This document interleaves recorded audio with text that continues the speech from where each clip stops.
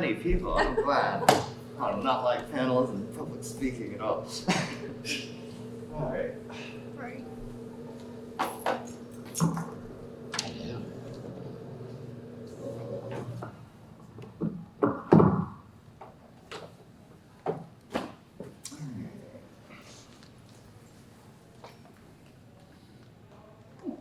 Well, here we are. Yay, everybody's here. Guess I'll have to do this next year. All right. So, I know some people kind of see me as shrouded in mystery, so I want to do a Meet the Founders panel where you guys can ask any questions you have. We had a couple mailed in, which I'll answer. I know this will go up on YouTube probably too. They're not there. Anyway, I'm Gabriel. I'm the founder of Anthro Northwest. What's your name? Jeanette. Jeanette, and Fanta. nice to meet you, Fanta. What's your name? Coffee. Coffee? Mm-hmm. Oh, very cute. See, I love your glasses. Super cute. Oh, hello, Kitwana. Hi. I don't think I know the person next to you. What's your name? Roommate, yes, Hello, Kitwana's roommate. I'm Am Gabriel. I allowed to do video? Okay, yeah. This one we're gonna just have taped by the convention, and then if we like it, we're gonna release I it. see. Okay. So That's fine. Cody's doing the official video. Probably gonna be fine though. Yeah. So I had a couple of questions that were submitted electronically. The first one is, what inspired you to create Anthro Northwest, and how has it evolved? So Anthro Northwest was originally inspired by Rainforest. I joined the fandom right after Rainforest ended permanently. And I went to their Christmas party. It was like my first event. And I had a great time, and they announced they weren't having the convention anymore. And that made me really sad, because there's like all these nice people, and they needed a convention. So I'm like, maybe I could start something. That's how it started, just inspired by the fandom. And it was good timing, like I was between jobs and stuff, and I had a little extra time. So that's what made me do it. How has it evolved? It's gotten a lot bigger. Staff's gotten a lot better. In some ways it's easier because people kind of know their roles, and they do their roles with excellence. It's a little bit harder because we grow, and organizations have growing pains. You know, you need a better registration system. You have to put cameras out to watch people. You know, there's all these new challenges that come up to keep the safe, inclusive environment for everyone. So I think that's mostly how it's evolved. Its core is the same: community, art, education. It's always been a gift to the community. That's core. Yeah, I don't know. Safe, inclusive place for people who need it most. That's why we're here. So, second question is, where do you see yourself in 10 years with Anthro Northwest? I don't know. You know, my goal is to quit all my jobs and just do Anthro Northwest all the time. Currently, I have to work to support the convention, so I can't do that, and it's a lot. With this big of a convention, it really needs a full-time person, but the convention isn't solvent. So, you know, it's a balance, right? We want to put on a really good show and a really good convention for everybody, so I have to have a job. But like, if I have a job, I can't be volunteering as much as I want to. So right, there's a balance, and as we get more people and as we continue to raise our prices a little bit, like, hopefully it'll need less support, and it'll be more self-supporting. And then at that point, like, maybe I could just work half the year and be Anthro Northwest all the time. That'd be pretty great. It's my passion. It's what I want to do in life. So. But yeah, 10 years, I don't know. You know, it's not my convention. 501c3 charities are for the public benefit. We are a little different in that we kind of run as a private operating foundation. So like, I have a lot of financial responsibility and personal responsibility. Whereas most other 501c3s are just like standard charities. So the structure is a little bit different. It puts a lot of weight on me. But like, that's okay, right? It's about giving a gift. So it kind of works. We'll see. We'll see where it goes. But, you know, at any time the board could decide that they don't need me, and like, it's a charity, right? Their job is to fire me when the time comes. So I could be gone in 5 minutes, you never know. But But typically in charities, as long as people work together good and keep giving a gift to each other, you know, they'll usually want to keep you around. We'll see. All right. Well, it's your turn. Does anyone here have any questions? Did you grow up here in Seattle or? Kind of. So I originally was from San Diego. I came up here to live with my grandparents in the summers. I just loved it. I couldn't get enough of this place. The trees, the water, the beauty, relaxed pace of life. So 4 days after I graduated high school, I moved up to Washington, and been here ever since 2000. Moved here on July 4th, 2000, and just pretty much in love with this place. So, yeah. All right. Any other questions? What do you do for your day job? I'm a biomedical electrical engineer. So I typically work in the medical space. My specialty is cardiac electrophysiology. A lot of the time I have been in the past on the monitoring side, doing monitoring equipment. I'm on the therapy side now, and trying to start a company with some friends, and you know, we'll see if it goes anywhere. I don't know. I tend to be an entrepreneurial type of person. I like the adventure of small companies and small organizations. So, yeah, I don't know. I usually just do whatever electrical engineering work, but I prefer medical, especially the cardiac space. Cool. Worked at Philips in cardiac science, Heartstream Medical, and then Baxter. yeah. What was it in life that made you passionate about this community? I don't know. You know, I made a fursuit 10 years before I knew you guys existed. Oh. For like Halloween. Like, there was this obsession I had to be covered in fur. I don't know what it was about, but I made a costume. And then like, I got fired and like all my friends, I still am a workaholic, but whatever. All my friends were at work and I got fired, and I was like lonely, nobody. And I don't know, somehow on Google I found Fur Life, the local fur meat group, and like this is fun, like cool.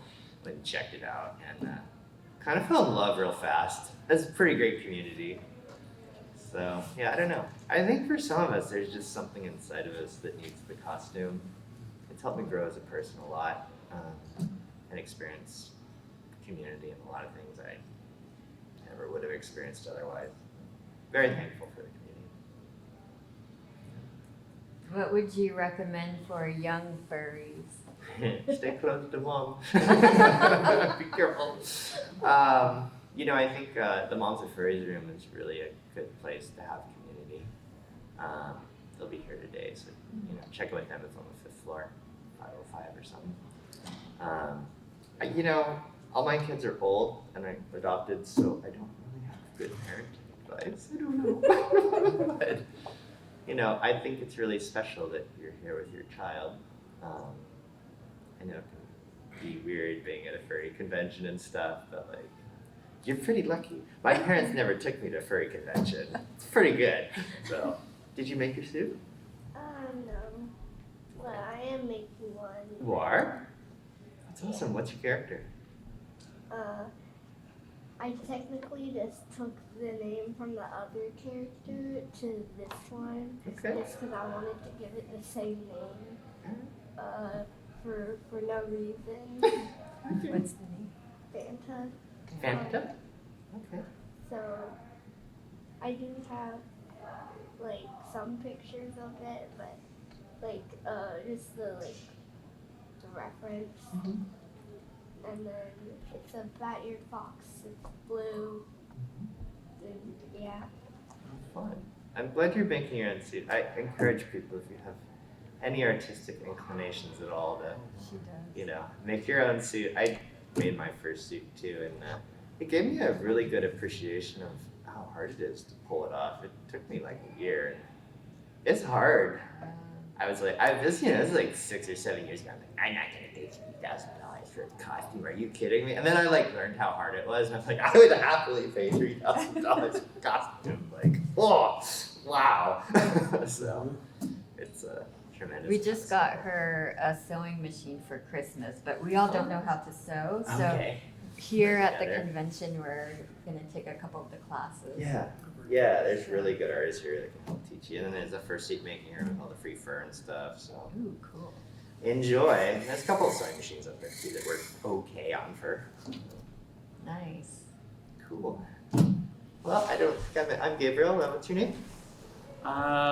Real name or fur name? Whichever you like best. Ken Dogwood. Good to meet you. I'm a werebeast, form of wolf. Okay. And what's your name? Archangel. Oh, Archangel. Are you one of our? Yeah, you are one of our staff. Okay, I saw Yeah. you on the staff last year. Thanks for coming. Cool. We had just gone through a couple of questions, and I opened it up to the audience. Either of you have any questions? No, not really. All right. Easy peasy. It's like world's easiest panel. Oh, we got a question back there. Do you mind if I ask a more organizational question? So it's no secret that compared to like the East Coast per se, and the Pacific Northwest is kind of lacking in convention culture.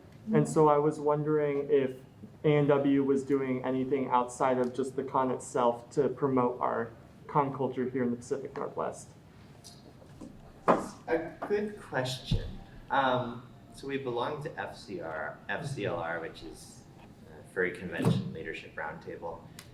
Typically in that relationship, it's a giving relationship, so people will often come to us for like advice and stuff. In the early days, a lot of the cons helped us get started, like Uncle Kagi at Anthrocon, Tycho at BLFC. They were really instrumental in our first 2 years especially, but it's kind of changed to a giving relationship. We are looking at some pretty big structural changes this year. The organizational structure of a small org is not appropriate for where we're at now. So we're looking especially to pull in staff from FC. The former con chair there wants to work with the board and kind of restructure things. And you know, the goal is to make it easier on our volunteers and our staff to operate in the organization while still preserving like the humanity and the kindness and the love and the personality that comes with a small organization, right? But we have to, I guess we could stop selling tickets, but we have an opportunity to grow. Like people want to be here and more each year. So we would like to support that. Quality before quantity. We'll stop ticket sales if we have to grow at the right pace. But if we can grow as the fandom has a need, you know, that's the best for everyone. Then you don't have scarcity and, you know, it's not this crazy thing to try to get a ticket. You know, I work MFF and, you know, it's insane to get a hotel room in these other cons. And like, we just want a relaxed experience. Register when you want to, don't worry about the hotel. As long as we can do that, you know. I hope demand doesn't get so high that we're like at 3 hotels and it gets all crazy.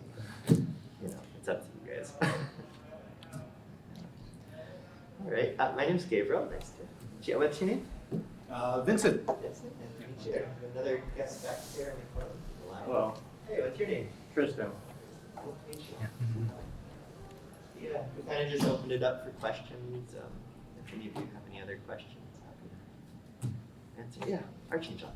What were some of the inspirations for the character of Andy? That was designed by Golden Druid. Oh. In fact, all of our characters are orchestrated by Golden Druid, but just for like time constraints, she'll often design them, but then they'll be sent out to other artists. Like Koidel did a lot of the ref sheets for some of the newer characters. But it's the Pacific Northwest. Occasionally we'll post the ref sheets in the chat, but like, you know, Andy has the natural colors that are found in the Pacific Northwest and natural features. Like he's got a waterfall going down his back, and he has green like the grass and like brown like the mountains and the beach. So we try to base it off of our local scenery. He's a timber wolf, which is a wolf that's found here locally. And then like, as far as the attributes of the characters, I wish I had them in front of me. But I went through and kind of defined like a set of values we were targeting. And we tried to have the characters, when they play, express those values. Like, you know, different characters obviously have different attributes. But Andy was more of like the make you feel welcome figure, kind of like a strong figure. So yeah, if you ping me on email or Telegram, I can actually send you a list of like kind of what his personality was targeted at. Yeah, inclusive, supporting, you know, those kind of things that like you'd want to be comforted with when you come to convention to create the safe space that allows the community to thrive in. Yeah, question. So A&W does have like a really unique kind of vibe and like I don't know, moral philosophy, I suppose. Just kind of building off of the stuff we were talking about just a second ago, and I'm curious, kind of how that developed originally. Was it like a hey, there's a need for this, or was it this is how I would run a con, mix of both? How did that come to be? With the I guess the values of A&W specifically. No, there's a lot to it, and you know, the core values, community, art, and education. Like that's what we're about. Also inclusivity. So like, we're the one kind, young people, parents, you can come, and like, always appropriate, always comfortable all the time. So there was a unique need. 7 years ago, we had the fallout of rainforests to deal with, and the relationship between furries and hotels was extremely damaged by what happened there, and absolutely no hotel would touch a furry convention. It just would not. So we branded it as an anthropomorphic art convention. We branded it as safe for work. We chose all ages. And like, that was also something I was able to put my full self behind, right? There was a need. I could offer service in that way. I liked it because like all inclusive all the time. Like, I remember being a kid and not being supported. Like, that's really hard. So having a safe for kids and families, like there was a need for that, and I feel like really passionate about that. So I don't know. A lot of times in life, you know, you kind of read the tea leaves, you look at everything around you and you determine if you're a fit, you know, if what you want to do is a fit. And it seemed like it was, so I tried it. And other people seem to receive it and want to participate as well. So that's kind of how it happened. And it's the inclusiveness that kind of defines the values, not necessarily the values defining inclusiveness, right? Like, the big goal is everybody should feel comfortable. And it's a really hard balancing act. Because if everyone feels comfortable, you're suppressing some types of expression. Because not everybody's comfortable with every expression, and figuring out that gray area of like what crosses the line, what's too much, what's appropriate, like that's a constant discussion. And after the convention this year, like we're having a big revamp of what kind of art's allowed in the art galleries and the vendor's room, just because we haven't done a good job about being clear about like where that line is, where it gets crossed. You know, we're trying to balance body positivity with like safe for all ages. And actually, for the first time ever last week, I actually got outvoted by the board and they allowed some artwork that I wasn't comfortable with. But like, I'm cool. I'm like, well, that makes it easy, good. And that, you know, the organization is tilting more towards body positivity and freedom of expression. And like, I am totally happy to support that. And that's why we have a board, right? There's a group of people that can help define what's appropriate. And we all have our own personal experiences, and that influences what we're comfortable with. And since there's an odd number of board people, like if everyone on the board is comfortable with X and Gabriel's not, we do what the board says, right? They're there to guide us. So I'm totally happy with the decision, and I'm happy to like welcome the artist and more of their art.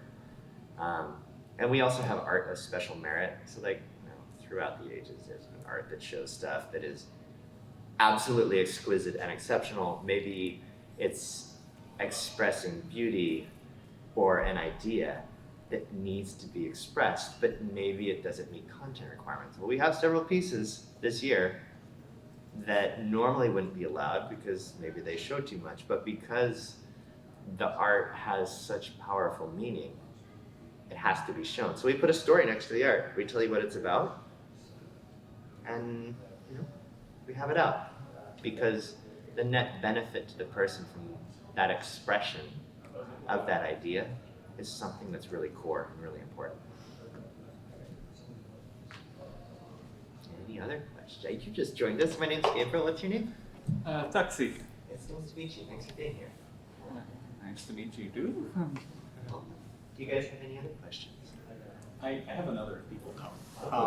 I just don't want to hog too much of the space. And so I'm really curious, especially seeing, you know, in the past few years, you know, in some cases because of COVID, some cases completely unrelated, sometimes it's both. A lot of cons falter, especially a lot of startup cons that were supposed to be like really big things. You know, especially being from Maryland, we've had one in the works for years that just finally got canceled forever. I'm curious, especially coming off of Rainforest, how you were able to build the foundation of A&W and actually like get it up and running and turning it into what it is today. Like you know, just from everything of like getting people to trust you, to getting hotels to trust you, and getting everything, you know, getting staff, and just starting from basically nothing. Yeah, no, it was. It was most of the people we had never worked a con before when they started A&W. It was something else, right? It was an idea and a passion, and like you put it out there. People come or they don't. And then that idea and that passion attracts other people that believe in that vision. You know, that's light and fluffy. How does it actually get done? Well, like for the first year and a half before we had con, I would be at the hotel every month having an in-person meeting with them. When they called me and told me they were going to cancel on me because they found out we were furry, that was I'm leaving work, goodbye, I'm going to the hotel, I'll see you in 3 hours. And like, we discussed what we're about, and like, they were citing behavior from Rainforest. They were scared to death we were gonna burn their hotel down and do drugs and all kinds of bad stuff. And I'm like, that's not what this is about. It's not why we're here, right? We're here to promote art, to create a safe space, to be inclusive. Like, if you look at the core of what furry is, yeah, we like our parties, fine, that's great. But like, the core, I don't know, I'd almost say like we're mostly neurodivergent people making a safe space for ourselves, creating beauty, like bettering ourselves and bettering the world around us. Like, who's gonna say no to that? So if you can share the vision with people of what it's truly about at its core and where you want to take it, you know, eventually the hotel calmed down. We got to have our first con and everybody was great, super respectful of the hotel, no issues, so like, yeah, come back next year. And then like, that was good, and we're like, hey, we kind of agree if you can introduce us to the Hyatt. This was a hole in the ground when I signed the contract. So they're like, yeah, and Hyatt's like, we'd love to have you. And like, once again, people are good, they tip nice, they're kind to each other. The Hyatt looks forward to it. We're not a bunch of stuffy business people that are angry about everything. We're like happy, happy, happy all the time. So, I don't know. When you express the core of who you are and you're respectful and loving, people are happy to have you here.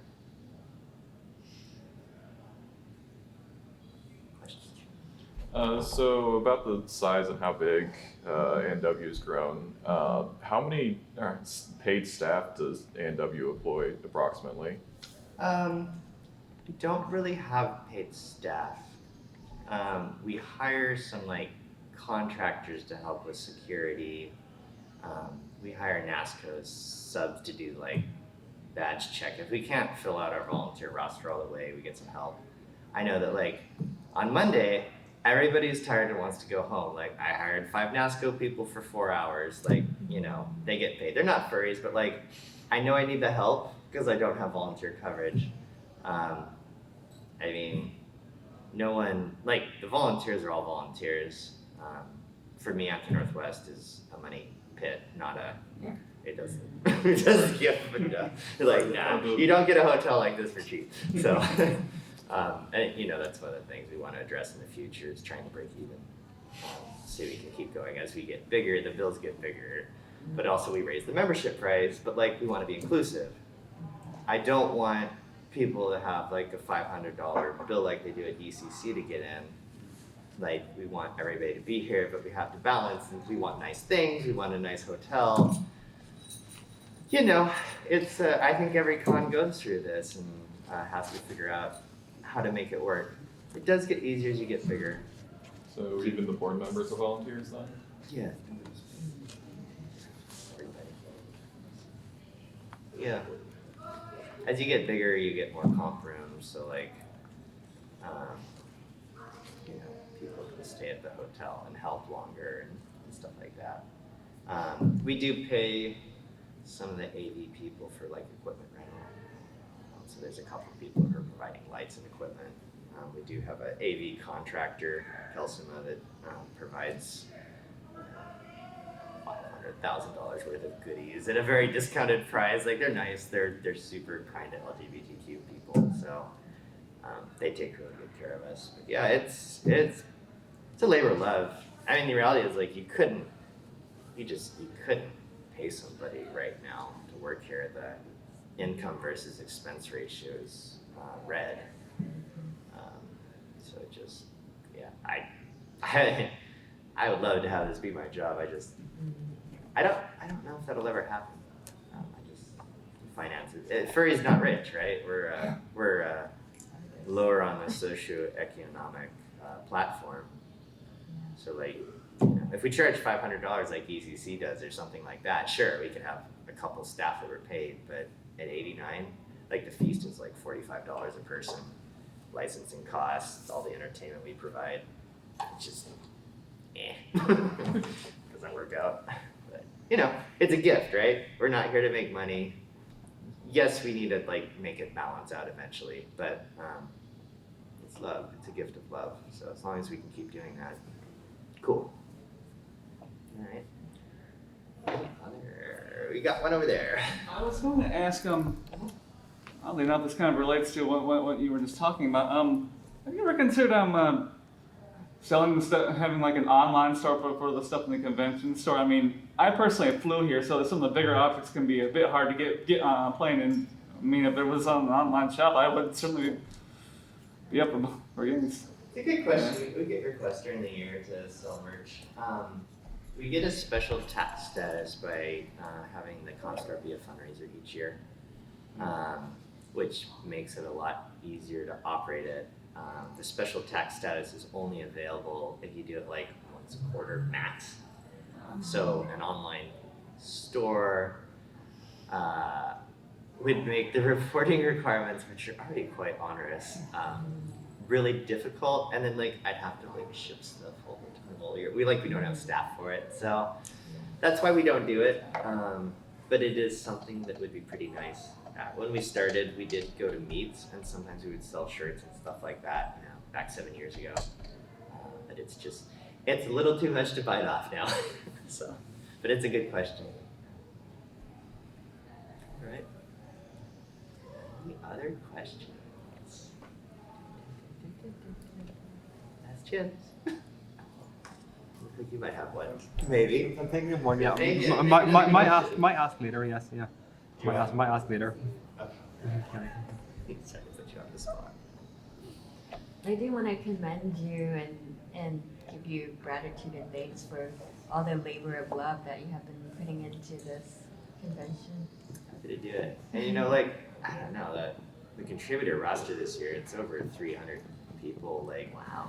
Panelists, volunteers, DJs, like, it's a lot. Yeah, we look at attendance this year, I don't know, probably 2,500. More than 10% of the people here. Thanks for coming. are contributing, like a panel or a volunteer time or something like that in some manner. So it's interesting at the head of the organization. A lot of times people are apt to give credit. The reality is like I do a very small amount, and we have volunteers creating this mountain of beauty, love, and work that gets it actually happening.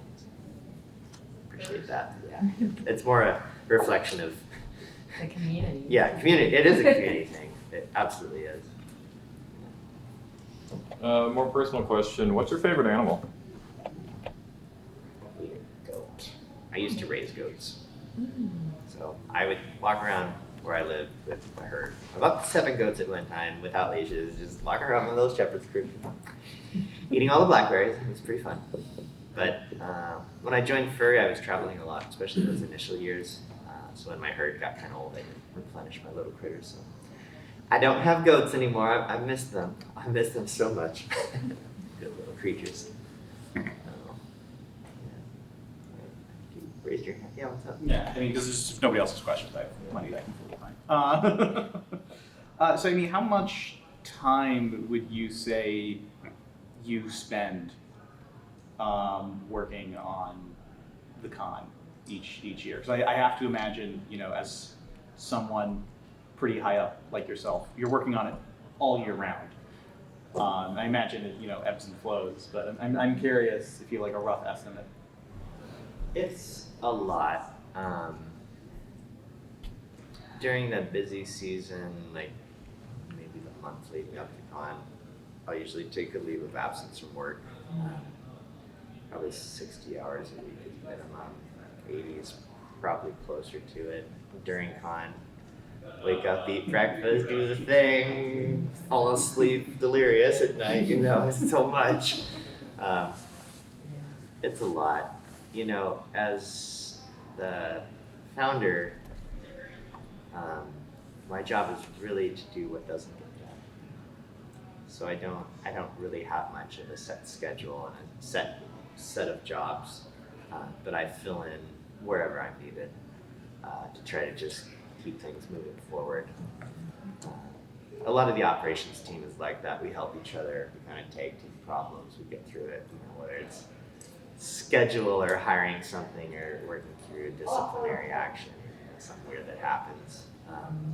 We all work together, and ops tends to have like a very wide skill set.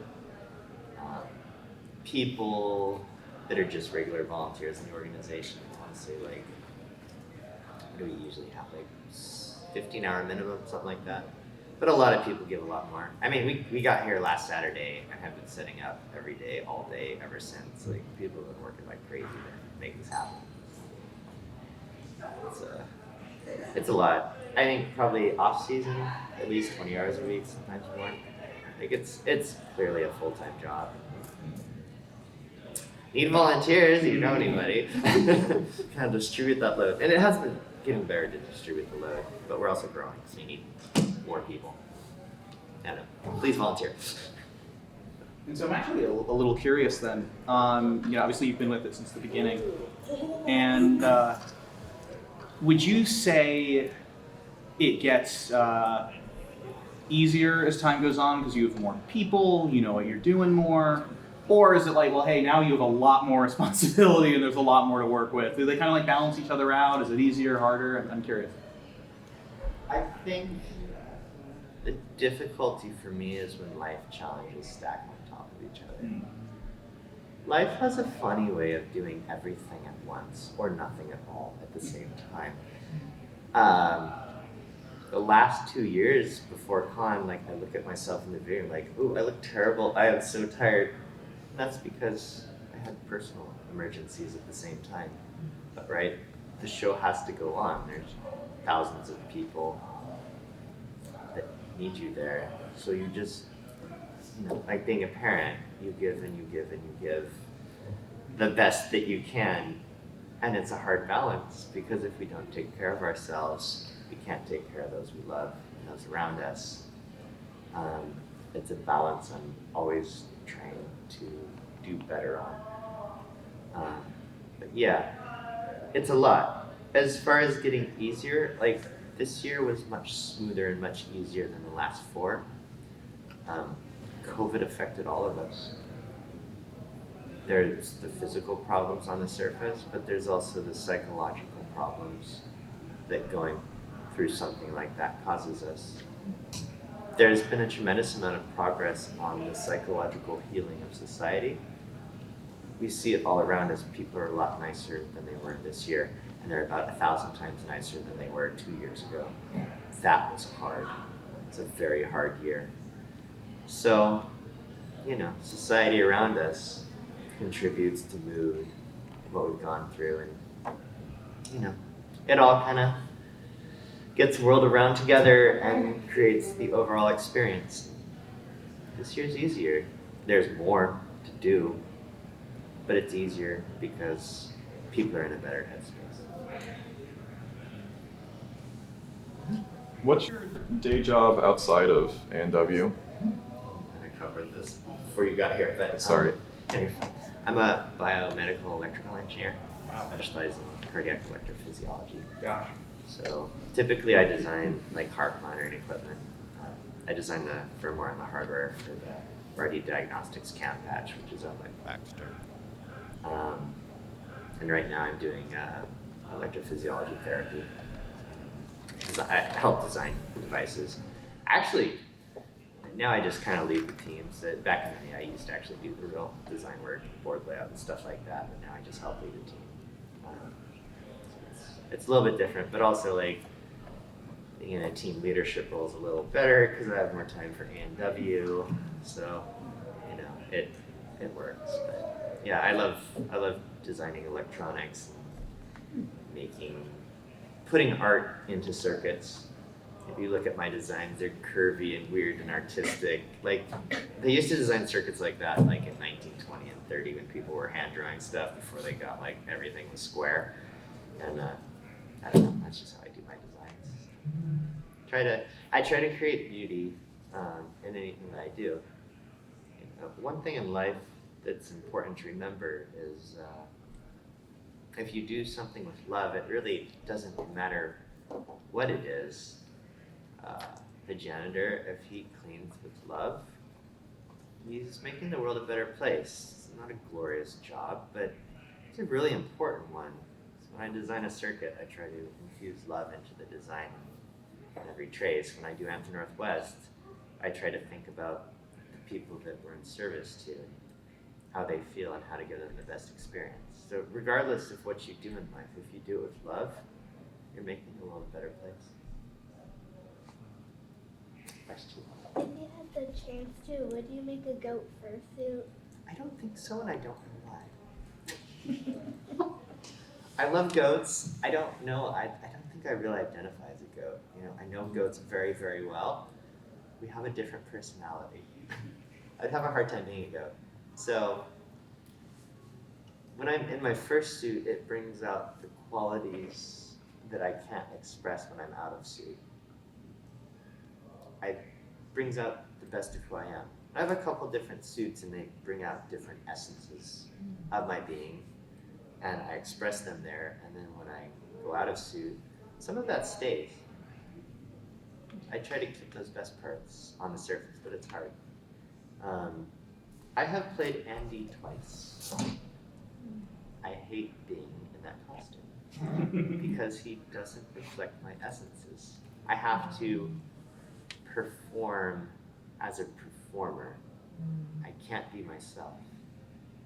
And I think that's why I don't want to be a goat. Because if I was a goat, I don't think I could express myself the way I want to in my heart. It's a good question. When you perform in your suit, is it performing as a character? I'd say so. Uh-huh. I hope when you perform it brings out the best in you too. It does. Question? So I guess on that note, what is your suit that you do like? It is a secret. Unfortunately, when you run a convention, there's a lot of people who want to hurt you. Like, sometimes they say stuff that's really mean, and say things that are unsafe. So to allow myself to better have freedom to be myself, I typically don't tell people what my suits are for my safety. That's also why our other board members, most people don't know who they are, because if somebody is gonna say mean things or threaten safety, I want it to be me and not my other board members. So I'm kind of the public figure, but there's other people helping out. It's just they're not up for, the drama and stuff. We try to protect them. So it happens with a lot of organizations. It's unfortunate. It's gotten better over the last couple of years, which has been nice. But yeah, sometimes people they can get the wrong impression. That can upset them.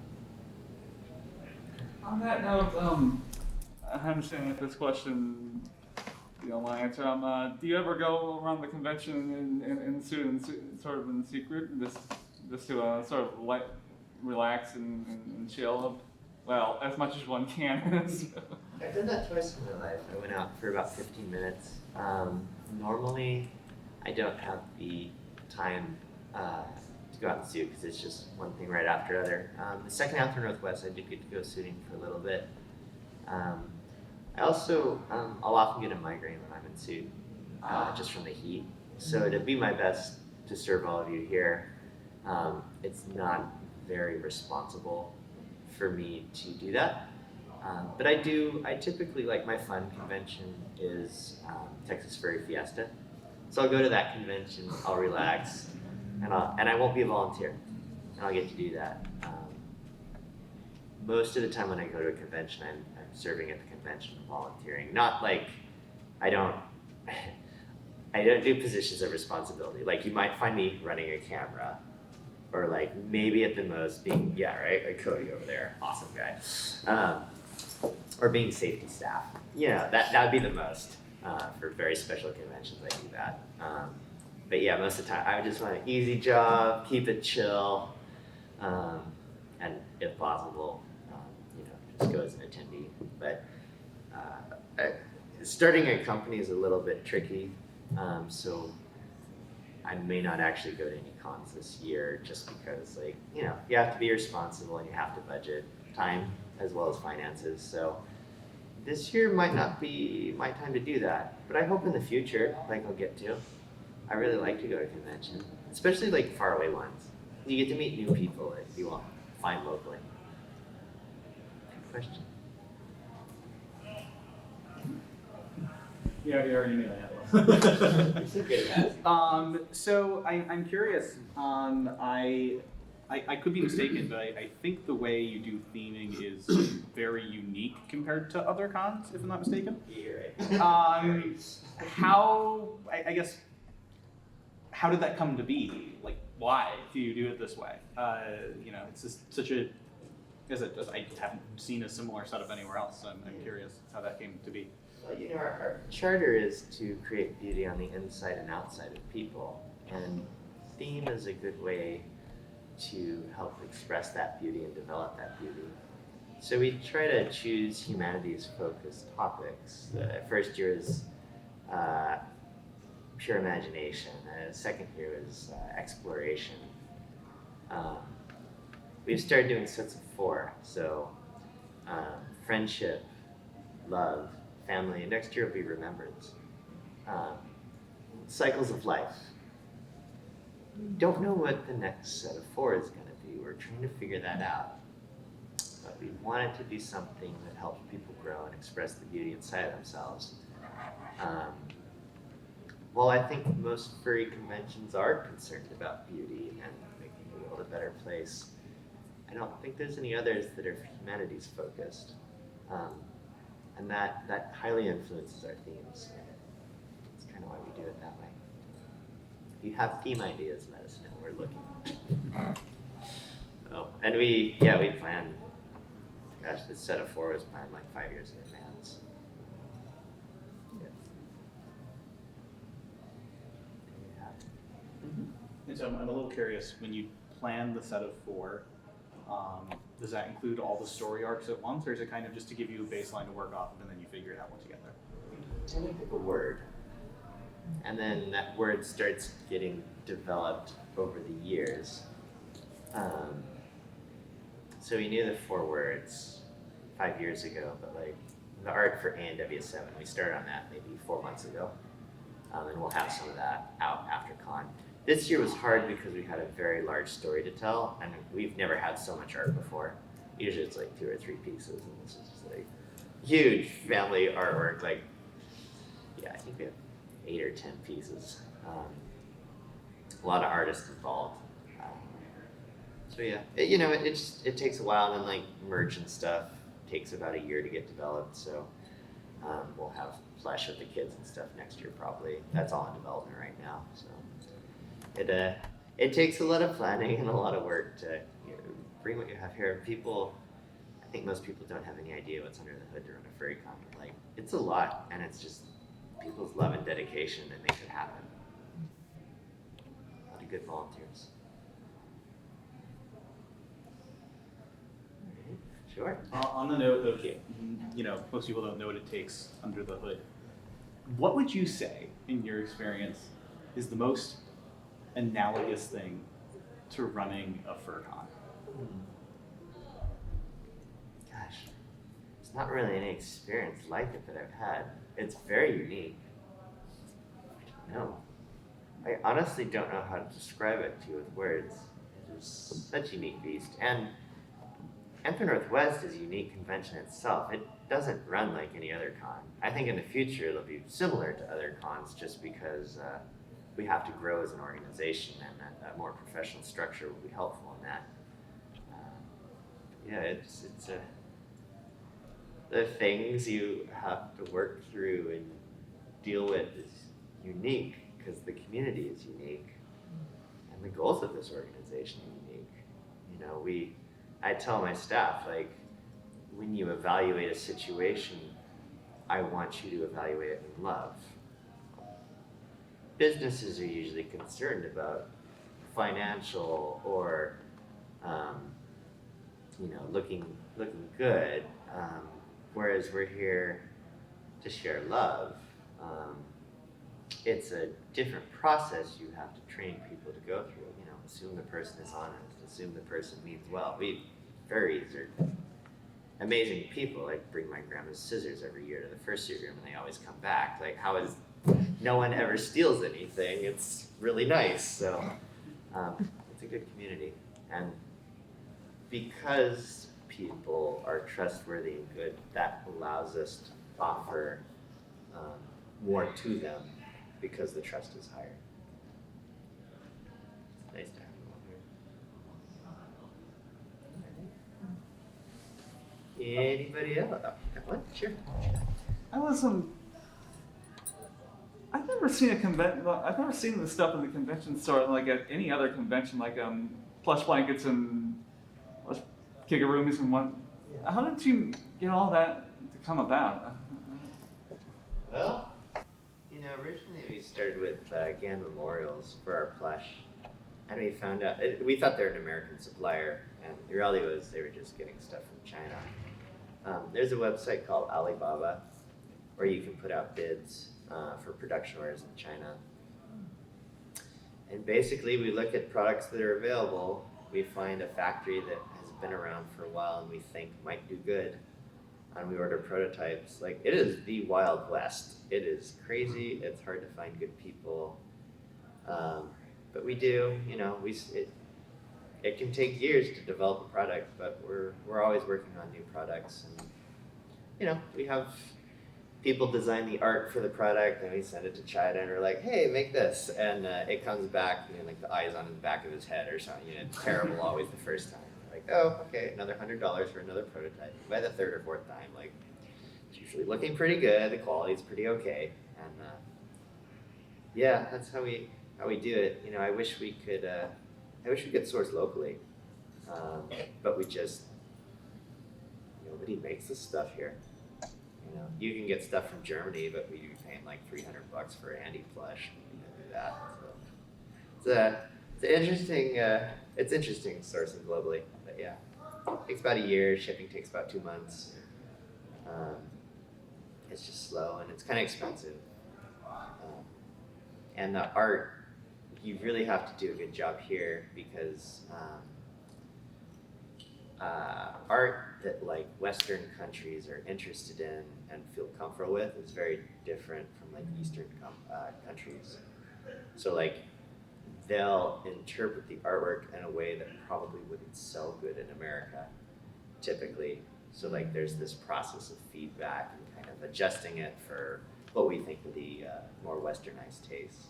So it's a fascinating global world we live in nowadays. Thank you for the question. I don't know about that. I mean, anime style in Japan is kind of Eastern, and it's certainly very big here. Oh yeah, no, absolutely. Some people really like that. That isn't quite the look that we've chosen, but yeah, if we wanted like that style, it would be so much easier to produce characters, just because like the art over there is more tailored towards that style. Easier to produce.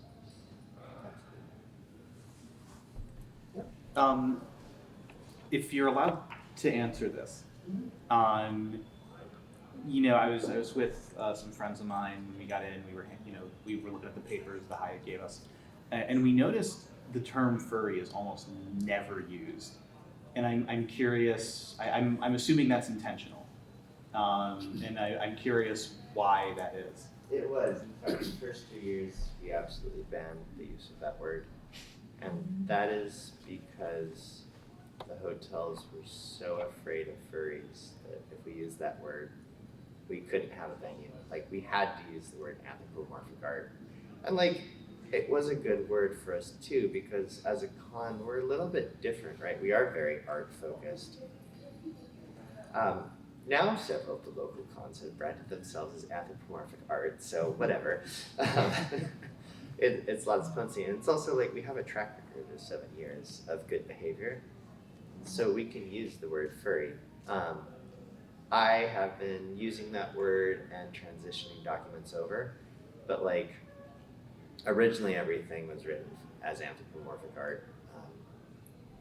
But you can use that word, like there's no ban on using that word for staff or public facing documents anymore. Like it's perfectly fine because the community has shown that furry can be respectful and loving and good and beautiful. We can do a lot more now. Like, probably have another convention that's a little more of a party con in Seattle because hotels are generally not as scared. We did try to get some overflow space in another hotel, and they said, we will absolutely never allow a furry in our lobby with children. Like, it would never happen. People are just, bleh. This was 6 years after RF that happened. So, there's still some people who cling to that, but every time we give the gift of love to someone, every time we express beauty, that changes the world around us. Eventually, those old traumas that people experience will fall away and be replaced by what we are today.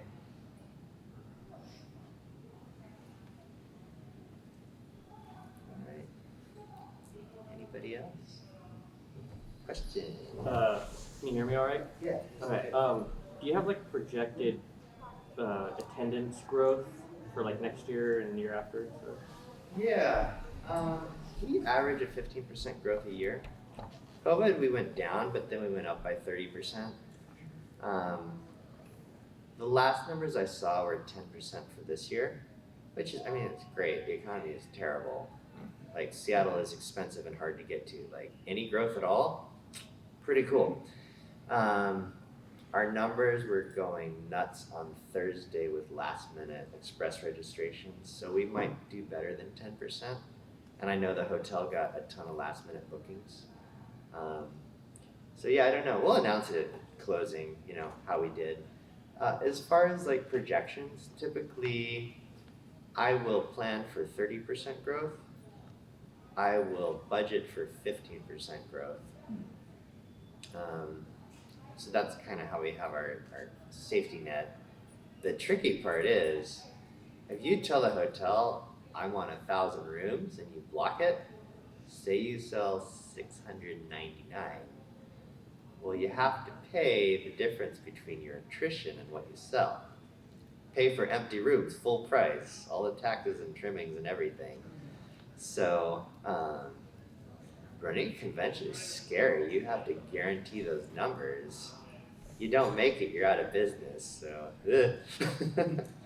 this hotel is cool though. They've been good about working with us. We try to ensure that they do the best they can, and that they also try to ensure that like we're able to put on our program, do the best we can. So there's a harmonious relationship between the Hyatt and the Northwest. Like you'll notice that many bigger cons and good cons are in Hyatts. The brand's theme is care, and like you have corporate themes and like you're like whatever, it's fake. Hyatt actually, honestly, I have experienced it. Like they really, it's actually real. Like they do care. When we were at Marriott Properties, I asked them like, why do you have this hotel? Why are you here? They're like, to make money. And I'm like, can you please at least lie to me? Like, wow. So, yeah. So, pretty wild. Looks like we're getting close on time. I can probably take 1 or 2 more questions. Okay.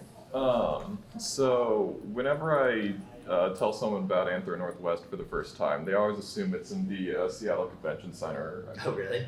Oh, that's wait, wild. that way. Yeah. So were there any plans, past, present, or future, that you were considering locating the con in the convention center, or was it just always? I don't think we could do it financially. Oh. Right? We have a Hyatt's union, but like there's still some pretty good flexibility. When you go to a convention center, like a misplaced sticker is a huge fine, like on a wall. Like I don't know what it is in Seattle, but other places it's like $100 every time there's a sticker. Or like plugging into an outlet, like you're not allowed to do that. It's a convention. You have to hire an electrician to plug into every outlet, and they charge you for every outlet and all your electricity.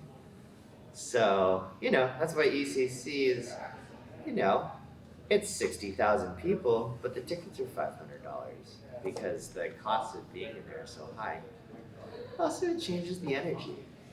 Small convention, small hotel, pretty good energy. I don't know if you've ever been to like a big con like MFF or something like that. It's got a different vibe. I prefer the small feeling, the intimacy of a smaller convention. So like, I'd love to see it max out this hotel and maybe stop growing, or at the absolute most, there's 2 other Hyatts, so we can grab Hyatt Olive 8 next door, and then 1 block over there's the Grand Hyatt that has an amazing convention space. Also, this Hyatt in the parking lot in front is going to build a tower, Tower B, and there's going to be a lot of convention space there. So like, we're probably good for like 5 to 7 years.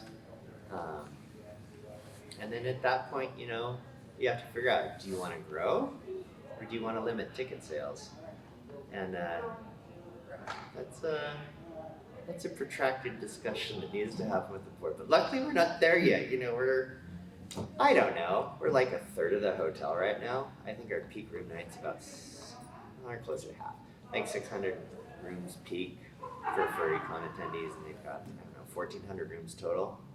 So like we got plenty of space. It's not congested.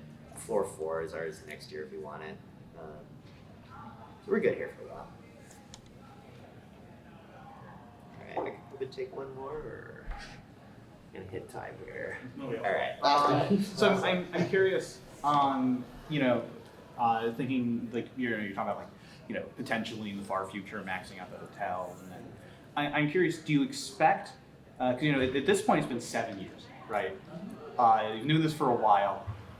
Do you expect that the numbers will just continuously year after year just grow until you say no, or do you expect that eventually they'll kind of taper off and kind of you've hit what you're able to get?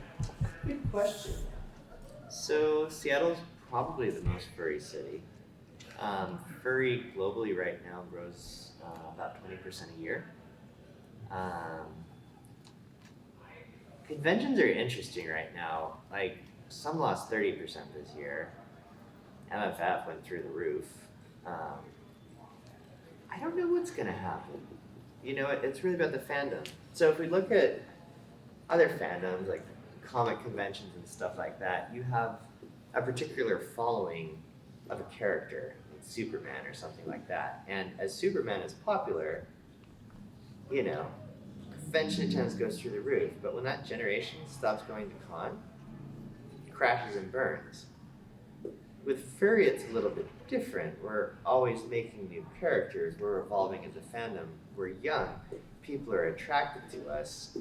We're inclusive. We're kind, like nice values. It's a safe place here that people need. I don't know what the future holds.